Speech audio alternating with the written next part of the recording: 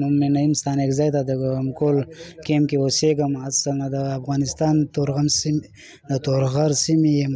پیدایښت مې افغانستان کې شوی ده. درسونه مې تر 12مه صنف پورې کوهاټ کې د افغانانو ښوونځي او لیسې کې درس ویلی ده. هغې نه بیا پس 2 کاله مې افغانستان کې لیبارټري ټیکنیشن زده کړې وکړې.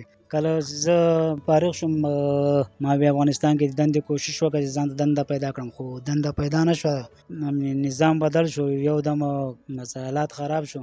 بیا هغې نه بعد بیا زه واپس پاکستان ته رالم. اوس دلته راغلی یم ګوهاټ کې د کباړ کار کوم او چې ځان ته حلاله روزي پیدا کړم. چېرته ما ته وظیفه میلاو شي بیا د خپل کوشش کوم چې زه بیا خپل تعلیم ته دوام ورکړم.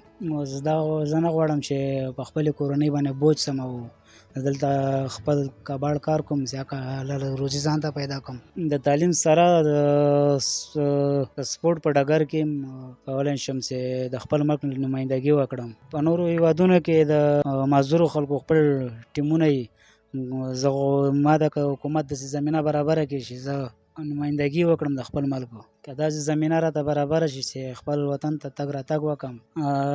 ارمان مې دا چې ښه ژوند وکړم او بل مې ارمان دا چې خپل مور سره د خدای پاک د الله تعالی کور ته لاړ شم او عمره یا حج وکړم.